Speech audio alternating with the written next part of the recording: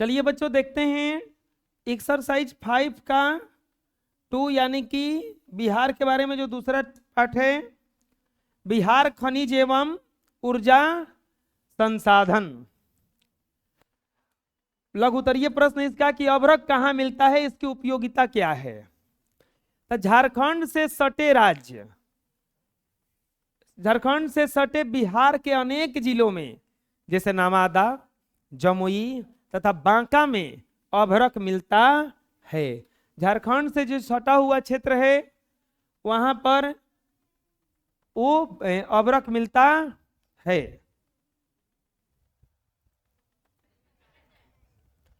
प्यारे बच्चों देखते हैं, बिहार में ग्रेफाइट एवं यूरेनियम के वितरण को लिखिए। बिहार में ग्रेफाइट का वितरण मुंगेर तथा रोहतास जिले से होता है। ग्रेफाइट को ब्लैक लीड या प्लम्बगो के नाम से भी जाना जाता है। इसका मुख्य उद्योग रिफैक्ट्री उद्योग में होता है। बिहार में यूरेनियम मिलता ही नहीं है, यूरेनियम नहीं मिलता है। तो जो ग्रेफाइट है ये मिलता है मुंगेर और रोहतास जिले में। ग्रेफाइट को किस नाम से जाना जाता है? ब्लैक लीड के नाम से। किस नाम से? या प्लम्बगो। प्लम्बगो ये मुख्य रूप से इसका उपयोग जो होता है रिफैक्ट्री उद्योग में होता है। बिहार में तापीय विद्युत केंद्र का उल्लेख कीजिए। बिहार में कई तापीय विद्युत केंद्र हैं जिसमें से कहलगांव, कांटी और बरौनी तापीय विद्युत केंद्र प्रमुख हैं। कहलगांव तापीय विद्युत केंद्र एनटीपीसी के अधीन काम करता है। इसकी पावर उत्पादन क्षमता 840 मेगावाट है। कांटी तापीय विद्युत केंद्र मुजफ्फरपुर के निकट है और इसकी उत्पादन क्षमता 120 मेगावाट है। बरौनी ताप विद्युत केंद्र का उत्पादन 145 मेगावाट है। यह रूस की सहायता से स्थापित हुआ। इन केंद्र के अतिरिक्त कुछ प्रस्तावित तापीय परियोजनाएं भी हैं जैसे बाढ़ नवीनगरीय ताप विद्युत परियोजना। तो बिहार में कई गो तापीय विद्युत केंद्र हैं जिसमें से कहलगांव, कांटी और बरौनी तापीय विद्युत केंद्र हैं। कहलगांव ताप विद्युत केंद्र जो है एनटीपीसी के अंतर्गत काम करता है। इसकी पावर उत्पादन क्षमता 840 मेगावाट है। इसका उत्पादन क्षमता कितना है? 840 मेगावाट। कांटी तापीय विद्युत परियोजना मुजफ्फरपुर के निकट है और इसकी उत्पादन क्षमता 120 मेगावाट है। बरौनी ताप विद्युत केंद्र का उत्पादन 145 मेगावाट है। यह रूस की सहायता से स्थापित हुआ है था। इसके अतिरिक्त कुछ प्रस्तावित तापीय परियोजना भी हैं जैसे बाढ़ नवीनगर तापीय विद्युत परियोजना, ये सब भी हैं। अगला देखते हैं, सोन नदी घाटी परियोजना से उत्पादित जल विद्युत का वर्णन करें। जो सोन नदी घाटी परियोजना से जल बनता है, विद्युत बनता है, वो कहां जाता है? सोन नदी घाटी परियोजना के अंतर्गत जल विद्युत उत्पादन के लिए शक्ति गृहों की स्थापना की गई है। सोन नदी की पश्चिमी तट रोहतास जिले में पड़ता है और इस तट से 6.6 मेगावाट तथा पूर्वी तट औरंगाबाद में पड़ता है जिसे 3.3 मेगावाट पन बिजली का उत्पादन होता है। तो सोन नदी घाटी परियोजना के अंतर्गत जल विद्युत उत्पादन के लिए शक्ति गृह बनाया गया है। क्या बनाया गया है? शक्ति गृह बनाया गया है। यह सोन नदी जो है पश्चिमी तट रोहतास जिले में पड़ता है। इस तट से 6.6 मेगावाट तथा पूर्वी तट से औरंगाबाद जिले में पड़ता है जिसे 3.3 मेगावाट पन बिजली के उत्पादन किया जा रहा है। तो सोन नदी से मिलाकर के टोटल 9.9 मेगावाट बिजली का उत्पादन होता है जिससे अगल बगल के क्षेत्रों को बिजली दिया जाता है। बिहार में जल विद्युत पर प्रकाश डालें। बिहार में जल विद्युत की बहुत सारी संभावनाएं हैं लेकिन कुछ नेताओं के चलते ये सब होता नहीं है। बिहार में जल विद्युत के विकास के लिए बिहार राज्य जल विद्युत निगम की स्थापना 1982 में की गई। यहाँ इसकी विकास की अधिक संभावनाएं हैं जिन पर तेजी से काम चल रहा है। कैमूर एवं औरंगाबाद जिलों में कई प्रस्तावित जल विद्युत परियोजनाओं पर काम चल रहा है। इसके अतिरिक्त कई निर्माणाधीन परियोजनाएं भी हैं जैसे कलेर, अगनूर, बगहा का त्रिवेणी, आगरा, तेजपुर, रोहतास, नोखा, रोहतास, ये सब जो हैं निर्माणाधीन है। मतलब निर्माणाधीन का मतलब है कि यहाँ पे जल विद्युत के लिए जो संयंत्र स्थापित करना है ये सब स्थापित धीरे धीरे किया जा रहा है। बिहार जल विद्युत निगम का स्थापना कब किया गया था? 82 में किया गया। कब किया गया? 1982 में।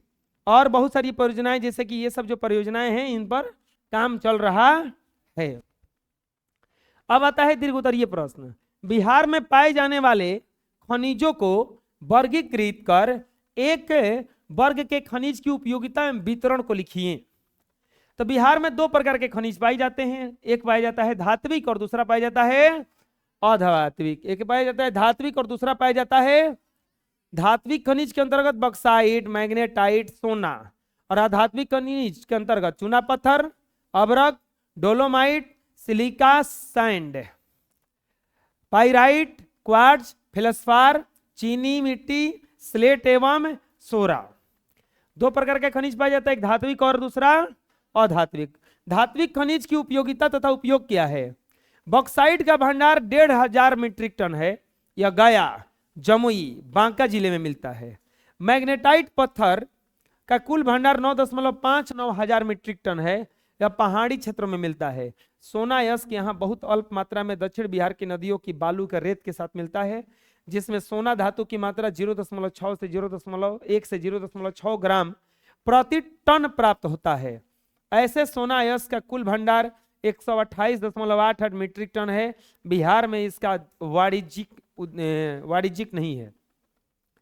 बिहार में दो प्रकार का खनिज पाया गया बच्चों, कौन कौन सा? एक धात्विक और दूसरा अधात्विक। धात्विक और दूसरा अधात्विक। धात्विक में दो प्रकार का, तीन प्रकार का पाया जाता है, बॉक्साइट, मैग्नेटाइट और सोना।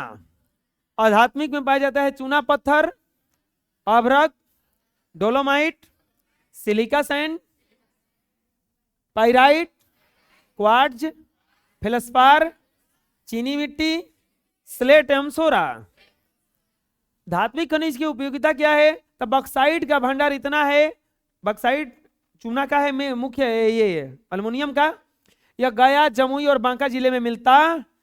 मैग्नेटाइट पत्थर जो होता है वो 9.59 हजार मीट्रिक टन इसका भंडार है। यह पहाड़ी क्षेत्रों में मिलता है। और सोना जो मिलता है दक्षिणी क्षेत्रों में बालू के रेत के साथ मिलता है।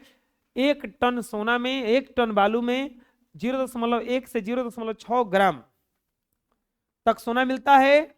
और ये इसका जो टोटल भंडार है अयस्क का 128.88 मीट्रिक टन है।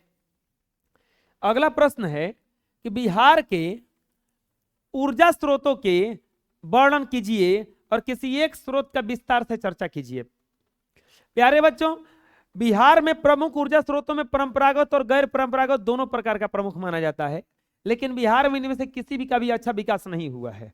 बिहार में दोनों प्रकार का ऊर्जा है, परंपरागत भी है, गैर परंपरागत, मतलब यहाँ कोयला, तेल उल सब है। और गैर परंपरागत में सौर ऊर्जा, पवन ऊर्जा, ये सब है, लेकिन किसी का भी अच्छा से विकास। गैर परंपरागत का चलो हम लोग थोड़ा सा एक्सप्लेन कर देते हैं। बिहार में गैर परंपरागत एवं नवीकरणीय ऊर्जा की संभावनाएं मौजूद हैं, जैसे जल बायोगैस, सौर ऊर्जा, पवन ऊर्जा के द्वारा ग्रामीण क्षेत्रों में ऊर्जा की आवश्यकता पूर्ति हो सकती है। ऐसा बहुत सारा है जिससे हम लोग अपना ऊर्जा खुद ही बना सकते हैं। जैसे सौर ऊर्जा कहाँ विकास हुआ? उतना कुछ नहीं हुआ। बिहार में 92 संभावित स्थलों की पहचान की गई है जहां लघु जल विद्युत परियोजनाओं को विकसित किया जा सके, जिनकी कुल क्षमता 46.1 मेगावाट है। 92 को ऐसा जगह है जहां पानी से हम लोग बिजली बना सकते हैं, लेकिन बनेगा तब ना। अगर ये सब बन जाए ना तो बिजली बिल बहुत सस्ता हो जाएगा, क्योंकि सब देने लगेगा ना। लेकिन ये लोग ना करेगा, जो पहले से बनाया है वो बनने भी नहीं ना देगा, उसको भी तो बेचना है अपना, अब महंगा बेचना है। ढेर बेचने वाला हो जाएगा तो खरीदार फिर कहेगा कि ना तारा से ना हेकरा से, रेट कम हो जाएगा। बिहार में उत्पादन योजना समेत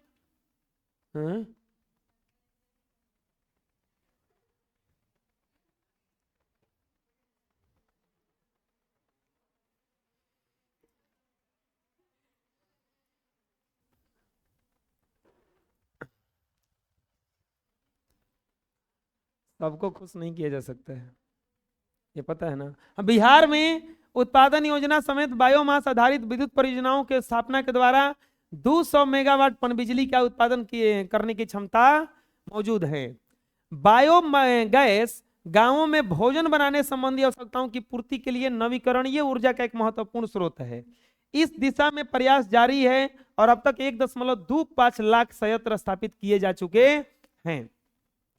बिहार में देखो गैर परंपरागत ऊर्जा का बहुत ज्यादा स्रोत है, लेकिन अगर ये स्रोत बढ़िया से विकसित किया जाए तब 92 गो संभावित स्थल ऐसा है जहां जल विद्युत बनाया जा सकता है। इतना 46.1 मेगावाट हो सकता है। बिहार में उत्पादन योजना समेत बायोमास आधारित, अगर ये गाँव में बहुत ज्यादा है, वो जब खेती होता है तो इस सबसे कंपोस्ट वगैरह बना करके बायोमास ऊर्जा भी बना सकते हैं, जिसके द्वारा 200 मेगावाट बिजली उत्पादन की क्षमता मौजूद है। बायोगैस गांव में भोजन बनाने संबंधी आवश्यकताओं की पूर्ति कर सकता है और नवीकरणीय संसाधन है, लेकिन इस दिशा में प्रयास जारी है और अब तक 1.25 लाख संयंत्र स्थापित किए जा चुके हैं। कुछ दिन में ऐसा होगा कि गांव गांव में गैस भरवाने की जरूरत नहीं होगा। अगर बायोगैस का आदमी काम चालू कर दिया ना, दिमाग लगा लिया थोड़ा सा, तो गैस का झंझट क्या हो जाएगा, वहां से खत्म हो जाएगा। इसी गैस से हम लोग खाना वाना बना सकते हैं।